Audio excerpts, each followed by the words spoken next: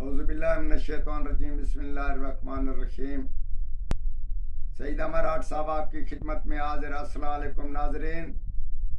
आजकल के मसले के मुताबिक ये फरमाइशी नुस्खा है। लोगों के खतूत फ़ोन से हमने उनको बताया कि हम ज़रूर वीडियो पेश करते हैं, आप इस वीडियो से ज़रूर फ़ायदा हासिल करें। आजकल बहुत सारी खांसी का मसला बना हुआ है, बच्चों को बीमार को खांसी बहुत चल रही है।